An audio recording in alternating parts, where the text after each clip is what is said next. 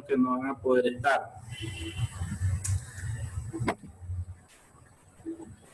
Vamos a ver hoy el tema de fraude y error. Entonces, es una de las razones por las que se realiza la auditoría, es para encontrar errores o fraudes dentro de la información financiera de la empresa. Comúnmente vamos a encontrar errores porque ya sabemos que somos seres humanos y que nos podemos equivocar. Entonces un error tenemos la premisa pues de que un error lo puede cometer cualquiera.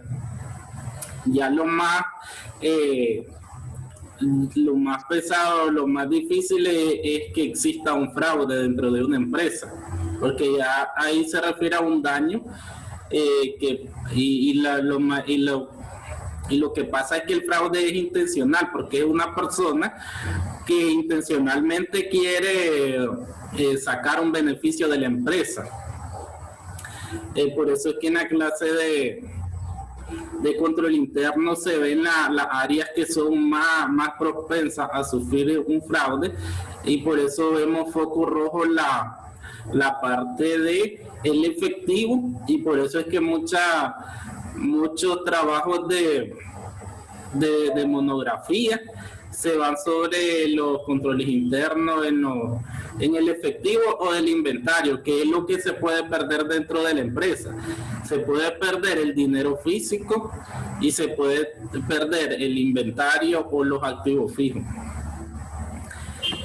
El término fraude, según la norma internacional de auditoría número 240, se refiere a un acto intencional por parte de uno o más individuos de la administración, empleados o terceras partes que da como resultado una representación errónea en los estados financieros. Por lo general en los fraudes participan varias personas, porque a veces es como imposible que una sola persona realice un fraude que nosotros le decimos comúnmente un robo.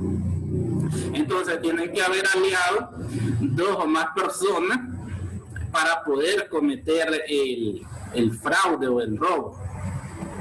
Y casi siempre debe de estar alguien con alto cargo y alguien de bajo cargo. Porque si nos vamos a la gente que tiene alto cargo, es la gente que, por ejemplo, autoriza, y muchas cosas no las puedes hacer sin autorización. Entonces tiene que haber involucrado una persona comúnmente de alto rango dentro de lo que son fraudes. Déjame unos 50 pesos para un empanizador. El fraude dice que puede implicar manipulación, falsificación, alteración. A la niña me vine a pie, porque si gastaba 30 ya no me va a quedar para volver a ir. Supresión o omisión de efectos de transacción. Supuestamente ahorita iban a ver los padres si lo llamaban, porque ya por 4 días pues ya meritaba más. Acciones, mala aplicación de políticas contables. Entonces, comúnmente los fraudes van sobre eso: manipulación, cuando falsifican o alteran registros de documentos. Entonces vemos cheques. Por favor, me decís en voz baja. Le cambian la cantidad, tanto si se hizo y se hizo con máquina igual, pero a veces te das cuenta, pues, y el banco igual no te va a cambiar un cheque que tenga muchas alteraciones. En eso los bancos son muy cuidadosos en lo que es cambiar cheques. Por eso los fraudes ahora son más cuidados, porque cuidan ese tipo de cosas. Malversación de activos en relación a ocupamiento de activos, por ejemplo, los activos. Cuando una cuenta, sí, ¿verdad? Sí, porque ¿quién dice? ¿Quién dice Rey? ¿Por qué? ¿Qué tipo de cuenta tiene? Omisión, supresión o omisión de los efectos de transacciones, registro de transacciones sin sustancia. Cuando ve una transacción ahí toda rara, entonces ahí es un indicio para vos como auditor de ver de que algo está mal ahí. ¿Quién levantó la mano? Ángel.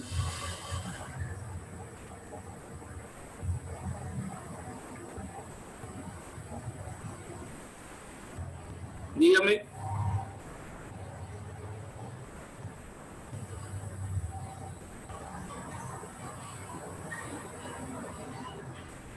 Entonces estamos viendo lo que implica el fraude, mala aplicación de políticas contables. Una mala aplicación de políticas contables es que estás tratando de ocultar algo, y entonces un indicio para vos como auditor de que puede estar ocurriendo un fraude. El error, por su parte, se refiere a equivocaciones no intencionales en los estados financieros, como equivocaciones matemáticas o de oficina en los registros, omisión o mala interpretación de hechos y mala aplicación de políticas contables. Comúnmente que se pueden dar errores de que afectes una cuenta que no es la correcta o que dijiste mal un número. Esos serían como los errores más comunes que se dan dentro de las empresas, en lo que es el registro de la información. Que registré un monto en una cuenta que no es la correcta, para lo cual después puedes hacer un ajuste. Igual cuando digitas mal un número, igual puedes hacer un ajuste para corregir. Los errores se pueden corregir con ajuste. Los fraudes ya son parte de daño a la empresa, pérdida. Entonces ya implica otro tipo de procedimiento. Ya no es que vas a hacer un ajuste y lo vas a corregir, sino que tenés que aplicar otro tipo de procedimientos. La responsabilidad por la prevención y detección de fraude y error descansa en la administración por medio de implementación de los sistemas de contabilidad y el control interno. Tales sistemas reducen pero no eliminan la posibilidad de fraude y error. Ya decíamos anteriormente que por muy fuerte que sea un sistema de control interno dentro de una empresa, siempre cabe la posibilidad o queda la posibilidad de que pueda existir un error, por ejemplo. Y la responsabilidad, igual que el registro y el de la información, en este caso la responsabilidad de la prevención y la detección de fraude y error es por parte de la administración de la empresa y no por parte del auditor. El auditor no tiene nada que ver en esa parte. El auditor no es ni puede ser hecho responsable de la prevención de fraude y error. El hecho de que se lleve a cabo una auditoría anual, sin embargo, actúa como un aminoramiento, porque se supone que a la empresa que todos los años la están auditando, entonces los trabajadores se preocupan por hacer bien su trabajo para que no haya dentro de los informes de auditoría muchos errores, porque eso va dentro de la evaluación de vos como trabajador, y eso va, por ejemplo, tu mejora de salario, y tu estabilidad laboral. Entonces, si vos sabés que cada año te van a estar auditando, se supone que vos vas a trabajar de la mejor manera posible para que vos en tus evaluaciones salgan bien. Por esa parte puede ayudar. Por esa parte puede ayudar lo que es la auditoría, la prevención de fraude, en el caso de que los trabajadores ya saben que cada año va a llegar un auditor externo a hacer una revisión de todo lo que él maneja. Entonces se supone que vas trabajando bien. En lo que es la evaluación de riesgo, al planear la auditoría, el auditor debería evaluar el riesgo de que el fraude y el error puedan causar que los estados financieros contengan representaciones erróneas de importancia relativa, y debería averiguar con la administración sobre cualquier fraude o error importante que haya sido descubierto, siempre como indicios para ver si ha ocurrido anteriormente un error o un fraude. Es importante que la administración nos comunique a los auditores para que estos vean si ya se logró corregir el error, o ver de qué forma, si ha sufrido fraude, se le ha dado el debido procedimiento. Además de debilidades en el diseño de los sistemas de contabilidad y control interno y el no cumplimiento con controles internos identificados, las condiciones o eventos que aumentan el riesgo de fraude y error, dice que son cuestiones con respecto de la integridad o competencia de la administración, presiones inusuales dentro o sobre una entidad, transacciones inusuales y problemas para obtener suficiente evidencia apropiada de auditoría. En estos casos, estos eventos nos indican que hay una mayor posibilidad de riesgo, o de fraude o error.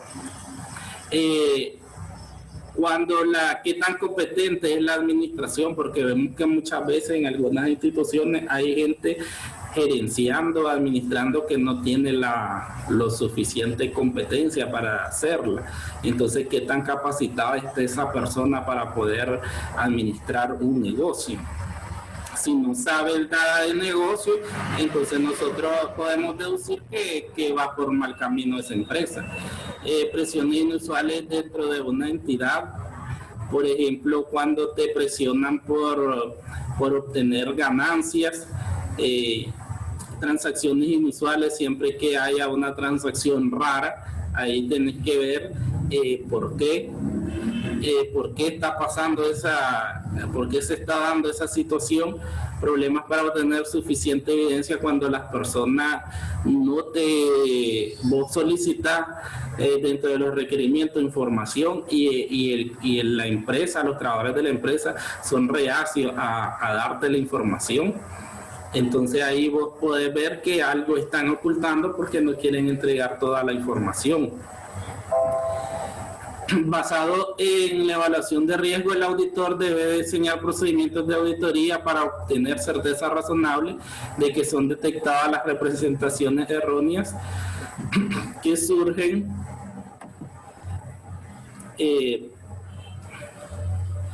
de fraude y error, que son de importancia relativa a los estados financieros tomados globalmente.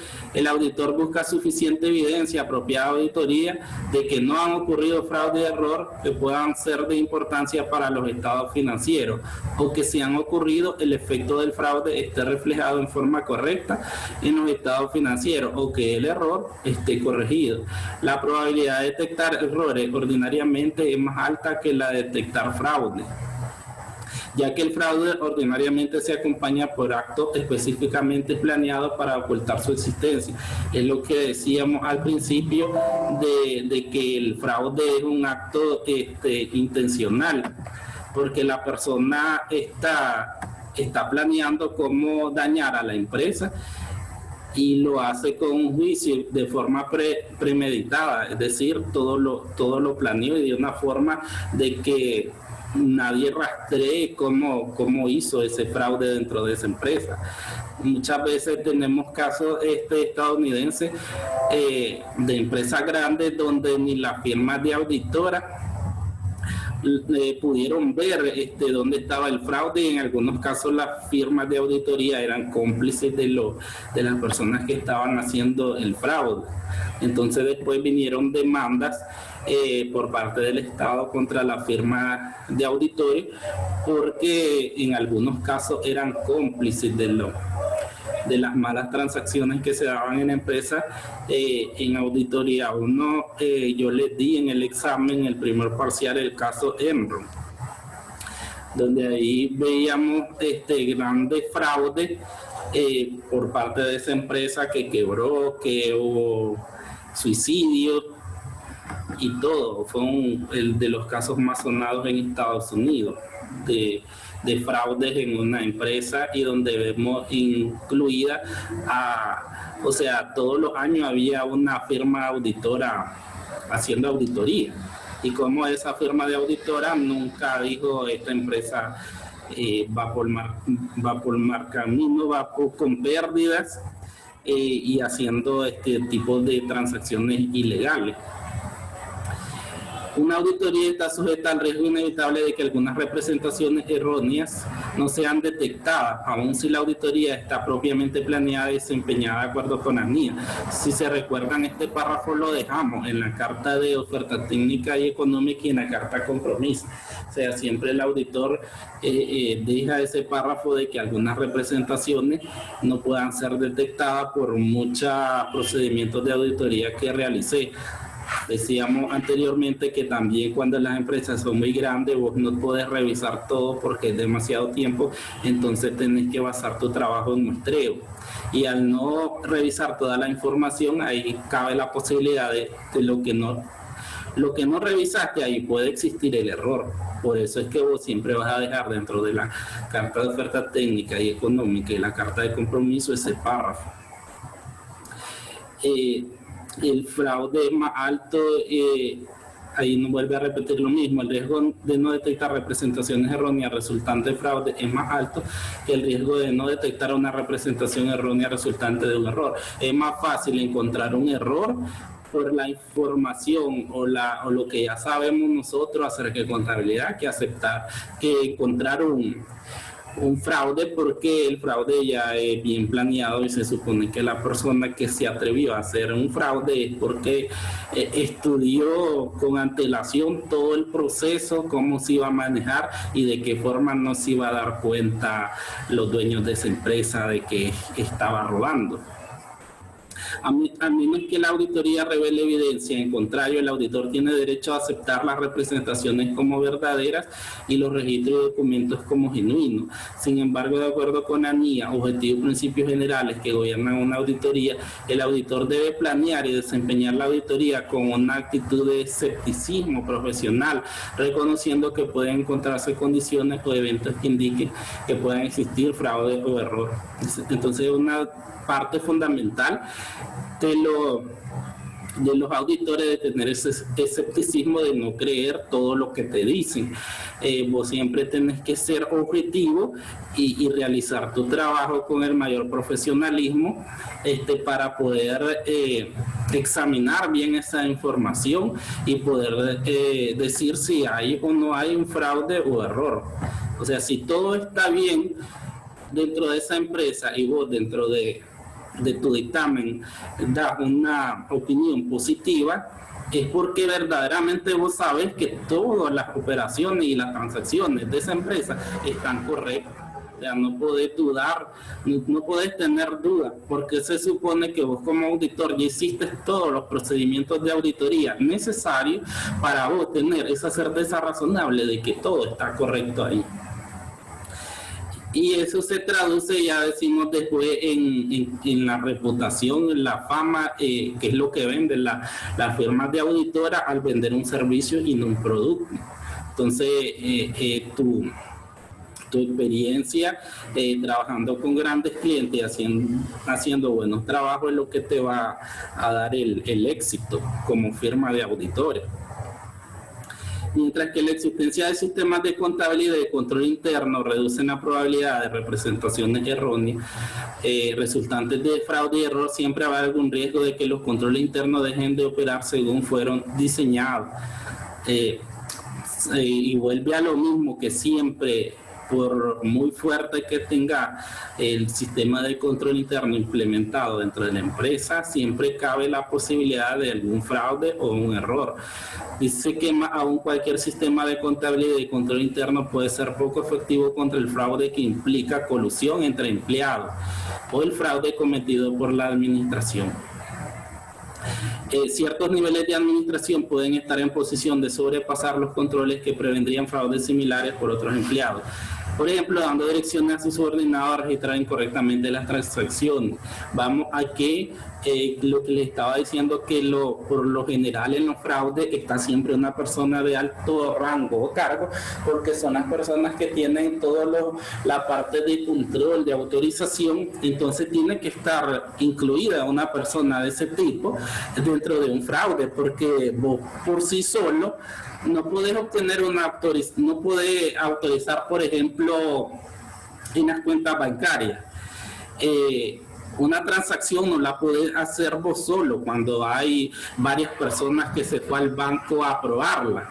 Ese banco tiene la aprobación y solo esas personas pueden realizar la transacción. Vos solito no podés hacerte una transacción completa, sino que tiene que haber 2 o 3 personas aprobando. Por lo mismo, para robar por medio del banco, tiene que haber una persona que autoriza dentro del fraude para poder realizar ese fraude. Y por eso casi siempre está alguien con cargo alto, el administrador o el gerente, porque son las personas que tienen abiertas las autorizaciones o son las personas en las que confían los dueños de la empresa y que les dan la confianza para poder realizar las operaciones, las operaciones que requieren mayor confianza dentro de la empresa. Dice que cuando la aplicación de procedimientos de auditoría diseñados a partir de la evaluación de riesgo indica la posible existencia de fraude o error, el auditor debe considerar el efecto potencial sobre los estados financieros. El grado de dichos procedimientos adicionales depende del juicio del auditor respecto de los tipos de fraude y error, la probabilidad de ocurrencia y la probabilidad de que un tipo particular de fraude o error pudiera tener un efecto importante sobre los estados financieros. Entonces es analizar, ya cuando encontraste el fraude o el error, ver de qué forma afectan los estados financieros. Porque siempre se van a afectar, porque ya dijimos, si hay un error, vamos a hacer un ajuste para poder corregir ese error. Y si hay un fraude, mayormente lo vamos a tirar a pérdida, porque los fraudes es muy difícil. Por ejemplo, un robo es muy difícil resarcir o que ese dinero vuelva a parar a la empresa. Entonces es ver de qué forma lo trasladamos a pérdida y disminuimos ese activo. Por ejemplo, si una pérdida grande en bodega de inventario, entonces tenemos que disminuir toda esa mercancía que no está dentro de la empresa y tirar la pérdida, por ejemplo. Entonces viene de qué forma el error o el fraude va a afectar o va a modificar mis estados financieros.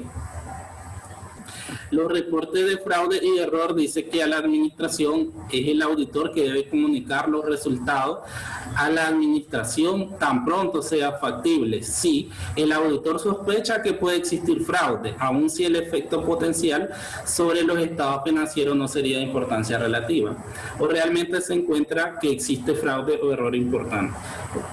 Aunque el error sea mínimo o el error sea grande o importante, el auditor lo debe de comunicar siempre a la administración. A los usuarios del dictamen del auditor sobre los estados financieros, si el auditor concluye que el fraude o error tiene un efecto de importancia relativa sobre los estados financieros y no han sido reflejados o corregidos en forma apropiada en los estados financieros, el auditor debería expresar una opinión calificada o una adversa o negativa en el caso de que esos errores o fraudes no se han corregido en los estados financieros. Si la entidad impide al auditor que obtenga suficiente evidencia apropiada de auditoría para evaluar si ha ocurrido o es probable que ocurra fraude o error que pueda ser de importancia relativa, el auditor debería expresar una opinión calificada o una abstención de opinión sobre los estados financieros. En este caso, vos te abstenés de emitir una opinión porque vos determinás que la evidencia no fue suficiente. O sea, si decimos que en esa empresa el cliente no nos proporcionó toda la información que nosotros requeríamos, entonces nosotros en nuestro dictamen final ponemos una abstención de opinión porque determinamos que no fue suficiente la cantidad de evidencia que obtuvimos dentro de esa empresa, y entonces nosotros no podemos concluir que si esa información está correcta o está incorrecta. Si el auditor no puede determinar si ha ocurrido fraude o error a causa de las limitaciones impuestas por las circunstancias y no por la entidad, el auditor debería considerar el efecto sobre el dictamen del auditor. Esto va encauzado en los informes de auditoría, y dependiendo de si vos como auditor encontraste fraude o errores dentro de esa empresa, cómo va a ser tu opinión, si tu opinión va a ser negativa o adversa, si te vas a abstener de opinar o si vas a considerar un efecto o vas a incluir esa limitación dentro del dictamen de auditoría en un párrafo. El deber de confidencialidad del auditor ordinariamente le impediría el reportar fraude o error a una tercera parte. Sin embargo, en ciertas circunstancias el deber de confidencialidad es sobrepasado por el estatuto, la ley o las cortes. El auditor puede necesitar buscar asesoría legal en tales circunstancias. ¿Qué pasa, por ejemplo? Dice que si vos encontraste que tu cliente o la empresa, por ejemplo, le está evadiendo impuestos ante la DGI, se supone que hay un carácter de confidencialidad entre vos y tu cliente, Pero ¿qué pasa en el caso de que esta empresa, evadiendo a la DGI, está robándole al Estado? Vos podés sobrepasar esa confidencialidad e irte a la DGI a denunciar, digamos, esa empresa. Para esto dice que el auditor puede buscar asesoría legal para ver si puede o no puede hacer esa acción. Eso ya va a quedar a discreción del auditor, si va o no va a ir a denunciar a ese cliente ante la institución a la que está evadiendo. El auditor puede concluir que el retiro del trabajo es necesario cuando la entidad no toma acciones de remedio respecto de fraude que el auditor considera necesaria, aun cuando el fraude no sea de importancia relativa. Entonces aquí también ya el retiro de un auditor va a estar determinado por cuando ya comunicaste el fraude, dijiste de qué forma se puede proceder y la empresa no hace nada. Los factores que afectarían a la conclusión del auditor incluyen implicaciones de involucración de la más alta autoridad dentro de la entidad y los efectos sobre el auditor respecto de continuar en asociación con la entidad. Según expresa el Código de Ética para Contadores Profesionales, al recibir un requerimiento del auditor propuesto, el auditor existente debe comunicar 6 razones profesionales por las que el auditor no debería aceptar el nombramiento.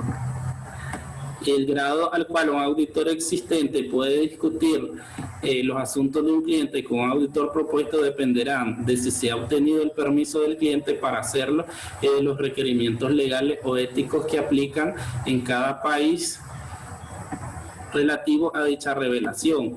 Si alguna de esas razones, otros asuntos que necesitan ser revelados, el auditor existente, tomando en cuenta las restricciones legales y éticas donde sea apropiado el permiso del cliente, dará detalle de la información y discutirá libremente con el auditor propuesto todos los asuntos relevantes al nombramiento.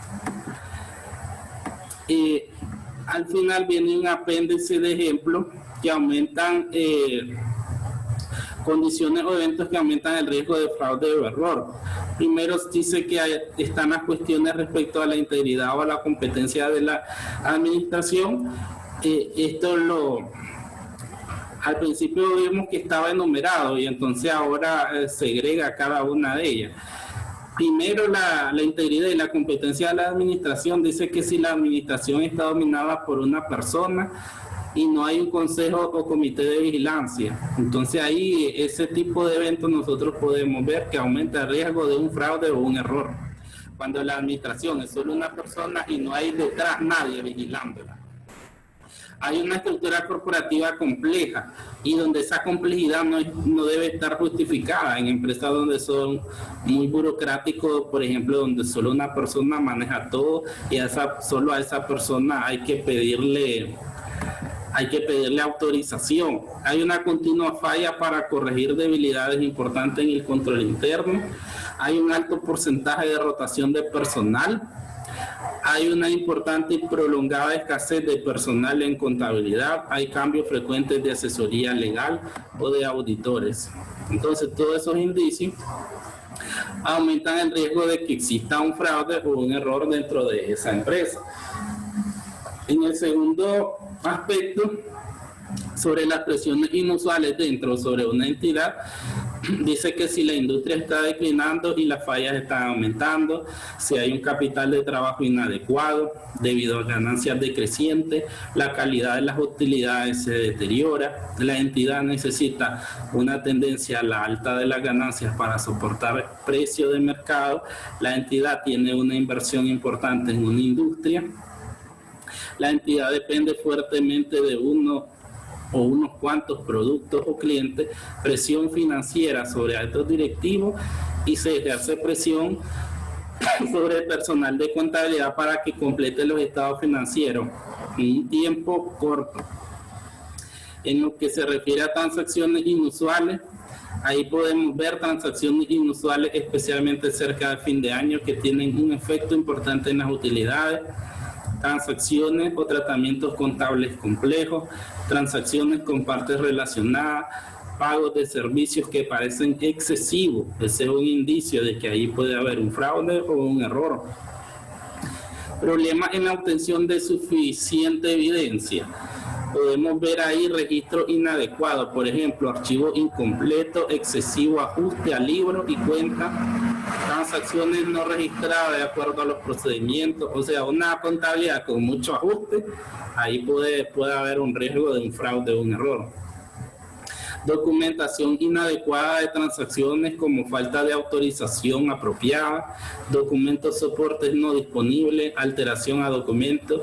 Les decía en el caso de los gastos, cuando se revisan gastos, que por ejemplo un cheque no tenga un soporte, entonces ya es un indicio de que mientras vos no me demostré para qué fue utilizado ese dinero, yo puedo aducir que dónde está, o sea, vos lo usaste personalmente. Un excesivo número de diferencias entre los registros de contabilidad y confirmaciones de terceras partes, respuestas evasivas o irrazonables por parte de la administración a las averiguaciones de las auditorías. Esto lo veíamos como una de las técnicas, que son los interrogatorios o entrevistas. Entonces ves que la persona es evasiva, no quiere responder. Igual es una tendencia a que puede haber un fraude o un error, por eso no te quiere dar la información. Algunos factores exclusivos de un entorno de sistemas de información por computadora: incapacidad de traer información de los archivos de las computadoras debido a falta o obsolescencia, gran número de cambios de programas que no están documentados, aprobados y puestos a prueba, y balance global inadecuado de transacciones de computadoras y bases de datos con las cuentas financieras. Entonces aquí las normas internacionales de auditoría te explican esos procedimientos, esos eventos a los cuales tomar en cuenta vos como auditor, que son un foco rojo para ver que puede existir un riesgo de fraude o error.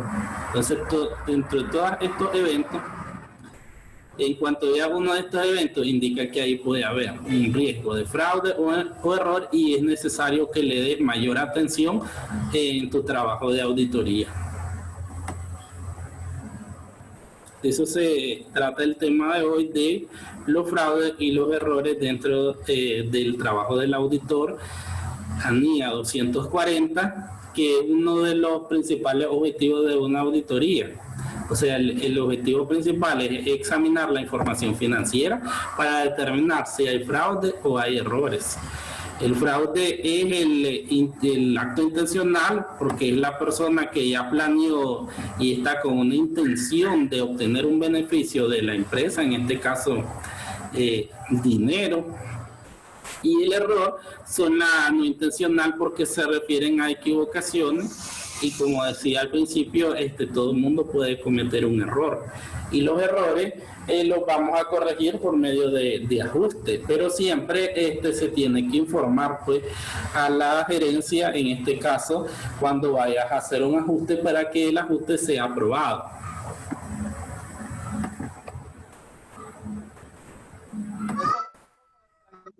Profe, ¿Ya? una pregunta con respecto a las conciliaciones bancarias, recordándole un poco esa parte de ese tema. Sí, las vamos a ver hoy. Y ya estuve viendo de que tiene una nueva asignación. Sí. ¿O no? Pero esta asignación nueva es para más adelante y no es de la auditoría. Profe, en esa parte, retomando lo que acaba de decir Ángelo, ¿Sí? de las conciliaciones, fíjese que yo he revisado y hay conciliaciones de algunos meses en las que no existen cheque flotante, y no entiendo el porqué de que no esté conciliado el saldo del libro con el estado de cuenta. Entonces era una duda que yo tenía en esa parte. No sé si he estado revisando mal o los demás ya la han podido realizar. Era yo terminó la de Córdoba. ¿Verdad? Las Córdoba ya las terminaste. Sí, profe, pero era lo que le preguntaba, que hay cheques que no aparecían ni en libro ni en banco, y era lo que usted me explicaba del desorden de los cheques. Pero se supone que más adelante te tiene que salir el cheque antes. No, los flotantes sí, pero por lo menos hay numeraciones que no aparecen. Pero yo solo tenía entendido que era un mes que pasaba eso. No, yo creo que son 3 meses. Si Sí, no pero estoy mal. recordar que el cheque lo venís arrastrando flotante los 3 meses hasta que lo cobran. Entonces Eso es lo tenés que que yo le incluirlo quería en todos los preguntar al meses. profesor y no me pude expresar el día que se lo pregunté el lunes, profe. Algo así, a eso me refería. Bueno, yo lo que hice fue que, porque tenía esa duda también, y al momento que contabilicé los cheques en los siguientes meses, el flotante, pues ahí me cuadraba. Sí, yo te enseñé ayer que vino a ver cómo trabajaron a la vez pasada los alumnos. Que aquí están los alumnos, aquí abajo iban poniendo los cheques flotantes. O sea, no hicieron la estructura. Ya vieron el saldo según libro, más el cheque flotante que había, me da el saldo según banco, es el cheque 2075. Ajá, ¿por qué? Porque este cheque ya sabemos desde contabilidad 2 que los cheques flotantes son aquellos cheques que yo les di a las personas en la empresa y esa persona no fue durante el mes a cambiarlo, sino que fue al siguiente mes o a los siguientes meses. En el caso, por ejemplo, que vos extravíes un cheque y entonces una vez que a los 3 meses lo encontraste en tu casa, yo no sé dónde, y entonces lo vas a cobrar porque se puede, porque la vigencia de los cheques son 6 meses. Ya después de 6 meses el banco nunca te lo va a cambiar, pero transcurrir en el lapso pues, de tiempo de 6 meses, o bien puedes ir a cambiarlo y el banco pues te lo va a cambiar. Entonces en este mes de febrero, por ejemplo, el 2075, la persona no fue a cambiarlo, por eso me sale flotante, pero yo en el estado de cuenta lo miro en el siguiente mes, en marzo, que aquí está. Aquí está el cheque ya cambiado. O sea, en eso no hay ningún problema. Y en el caso de que del cheque que estuvo 3 meses, igual fue un cheque de mi ex jefa que lo anduvo como ella es cabeza de gallina, lo anduvo tanto tiempo hasta que lo encontró, lo fue a cambiar y por eso es que nunca aparecía ese cheque cambiado. Por eso fue que delató, pero si vos lo ves, lo vas a encontrar. Podés ver cuándo lo fue a cambiar, o sea, esa es la parte importante de analizar las conciliaciones, porque vos en tus estados de cuenta más adelante podés ver si esa persona lo fue a cambiar, no lo fue a cambiar, pueden haber transcurrido los 6 meses y no lo cambió, entonces hay que anularlo, o en algunos casos de que la gente no lo cambia, el banco no se los cambió por algún error, se anulan. Pero siempre van a aparecer